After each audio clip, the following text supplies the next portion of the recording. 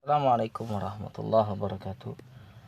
Sahabat-sahabat sekalian, insyaallah pada kesempatan kali ini kita akan mengulang kembali pembelajaran kemarin tentang jumlah ismiyah. Jumlah ismiyah adalah suatu kalimat yang diawali dengan isim. Sebagaimana contohnya seperti berikut, misalnya Muhammadun, Rasulullah.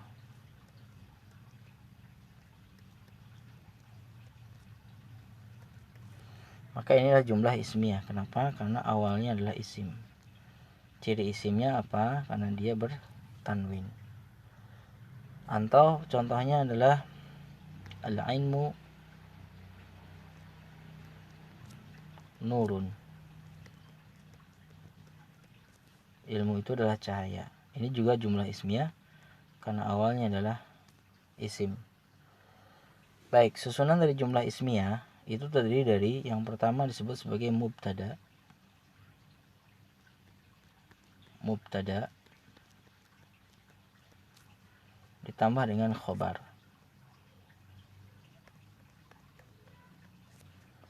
Mubtada dapat dianggap sebagai pokok kalimat. Pokok kalimat. Sedangkan khobar bisa dianggap sebagai pelengkap dari pokok kalimat. Jadi artinya mubtada saja tidak cukup, maka harus dilengkapi dengan adanya khobar. Maka apa saja menjadi pelengkap suatu mubtada, maka dianggap sebagai suatu khobar. Sebagai contoh, bila kita mengatakan hadza saja, maka ini tidak cukup. Walaupun ini isim, jenis isim isyarah, ya, isim. Maka dia akan lengkap dengan adanya hadza Muhammadun. Hadza Muhammadun. Maka yang pertama ini bisa disebut sebagai mubtada. Sedangkan yang kedua kita sebut sebagai khabarnya. Hadza Muhammadun. Baik, apa saja yang termasuk ke dalam mubtada? Yang bisa menjadi mubtada adalah semua bentuk-bentuk yang pertama adalah bentuk ma'rifah. Bentuk isi ma'rifah. Baik, yang pertama yang sudah dibahas terkait dengan bentuk ma'rifah adalah bentuk isim domir. Isim domir. Siapa saja yang termasuk isim domir?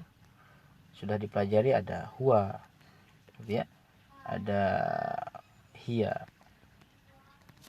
kemudian ada lagi anta, ada anti, ya, ada anti, dan seterusnya.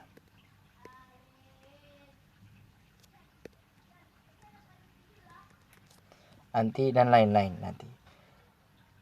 Itu yang pertama. Nah, contoh mubtada yang jadi isim domir misalnya adalah anta. Kita bilang anta saja tidak cukup, maka dia akan menjadi lengkapnya anta muslimun. Anta muslimun. Anda sebagai mubtada, muslimnya sebagai khobarnya. Anta muslimun. Itu mubtada yang isim domir.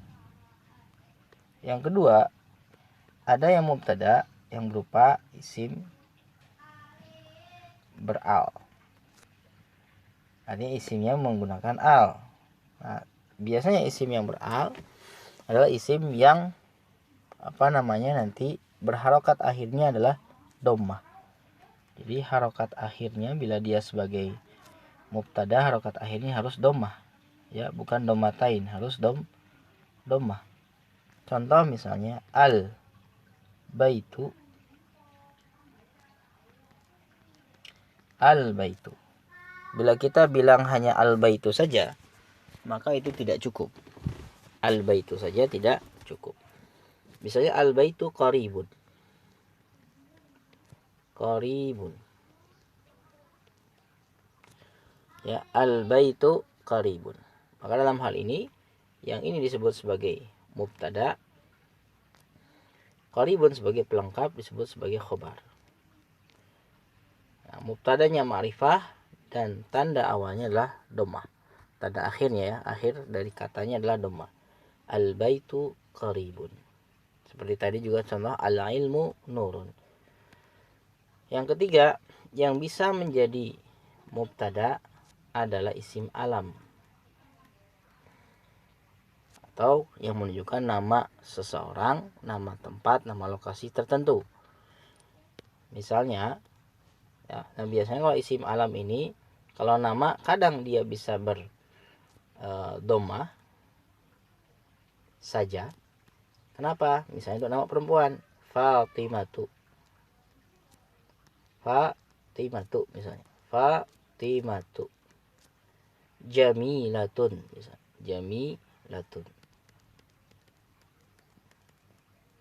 Ya, Fatimah cantik. Kenapa di sini dhammah? Karena dia sebagai mubtada. Lalu kenapa enggak dhammatain? Nama perempuan tidak boleh bertanwin, ya. Fatimatu jamilatun. Atau bisa saja dia dhammatain. Dhammatain. Misalnya Muhammadun tadi, ya. Muhammadun Rasulun. Ya. Maka ini sebagai mubtada, yang ini sebagai khobarnya. Mubtada, kemudian selanjutnya sebagai khobar. Nah, ini akhirannya adalah dhammatain. Isim alam tidak hanya nama orang, tapi nama tempat pun bisa. Misalnya Makkatu. Ini akhirnya harus dhammah, tidak ada Makkatun. Makkatu, ya, ba'idatun. Ya, Makkah itu jauh. Maka ini sebagai khobar, pelengkap. Yang ini sebagai mubtada. Oke, isim alam. Kemudian yang keempat adalah isim isyarah. Contohnya seperti siapa? Seperti hadza, hadhihi, dzalika, tilka. Ya, ini semuanya adalah isim isyarah. Dan ini semuanya mabni, tidak berubah, ya, maka tidak perlu diberikan harokatnya kalau yang ini. Contoh misalnya dzalika kitabun. Ya. Maka dzalika ini sebagai mubtada, kitabunya sebagai khabar. Itulah kitab. Ya. Dzalika kitab, itu adalah kitab. Oke, isim isyarah.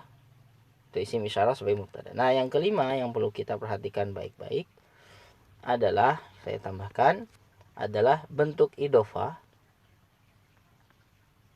dengan mudhaf ilaihnya ma'rifah. Oke, tahu kan sudah mudhaf ilaih ya? Mudhaf ilaih itu terdiri dari apa? Dari mudhaf dan mudhaf ilaih. Nah, mudhaf tidak boleh bertanwin. Misalnya kitabu. Kitabu. Kitab milik seorang laki-laki, maka kita bilang kitabur rajuli. Maka ini mudhaf ilaihnya kita lihat, dia ma'rifah. Kenapa ma'rifah? Karena ada ciri di sini yaitu al. Kitabu ar-rajuli. Sedangkan al adalah ciri dari ma'rifah. Ya, tadi kita sudah bahas di yang ini. Yang kedua. Nah, ini isim beral itu ma'rifah. Ya, ada alnya. Oke, kita lanjut. Kitabur rajuli. Nah, beda halnya dengan kitabur rajulin. Kitabu rajulin. Nah, kitabur rajulin ini, ya, ini adalah nakirah. Karena tidak ada alnya. Ya, tidak ada alnya. Nah, poin cirinya yang kedua ini harus ma'rifah. Ma'rifah tidak harus al kan. Misalnya boleh aja dia nama misalnya. sayyaratu misalnya.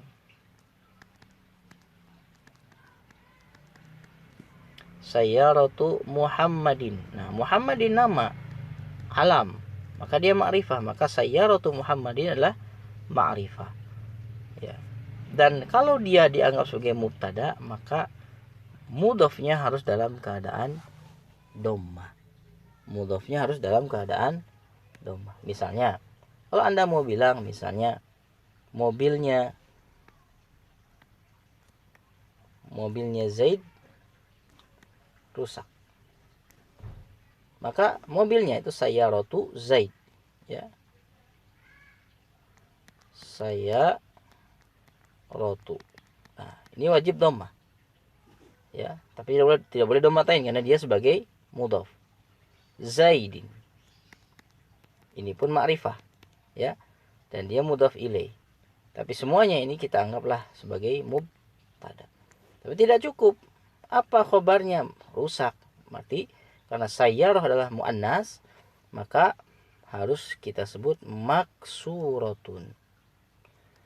Maksuratun. Ya, maksuratun. Mobilnya Zaid rusak. Atau bisa jadi kita akan menambahkan dengan suatu ma'rifah. Misalnya seperti dalam contoh dalam kitab. Banyak contoh seperti ini. Hadzal waladu. Nah, maka kalau kita berhenti sampai sini, ini tidak jelas. Kenapa? Hadza itu adalah ma'rifah. Ini pun adalah ma'rifah. Hadzal walad, ini baru kita bilang anak ini.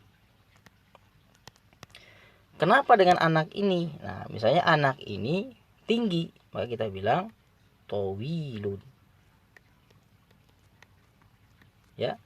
Maka hadzal waladu tawilun, maka ini sebagai khobar. Hadzal waladu tawilun. Kita boleh saja bilang misalnya hadzal walad tanpa hadza misalnya, atau misalnya al waladnya tidak ada, hadza tawilun atau hadzal waladu atau al waladu tawilun sudah cukup. Kita bisa anggap salah satunya sebagai suatu mubtada. Ya, hadza tawilun atau hadzal walad. Kita anggap saja supaya gampang hadzal walad ini sebagai mubtada pada awalnya, ya. Mubtada. Ya, bisa difahami ya. Nah, sekarang silahkan nanti kerjakan latihan. Oh ya, sebelumnya bagaimana hukum terkait dengan khobar? Khobar selalu dalam keadaan dari tadi dilihat dalam keadaan dhammatain. Nah, dhammatain. Dhammatain gitu ya. Khobar dhammatain. Ini hukum asalnya dari khobar. Sedangkan hukum asal dari mubtada adalah dhammah atau dhammatain. Kalau dia mu'rab bisa berubah. Kalau dia mabni seperti anta, huwa, tetap saja tidak usah berubah. Oke, silakan dibaca atau didengarkan berulang-ulang sampai kawan-kawan paham. Assalamualaikum warahmatullahi wabarakatuh.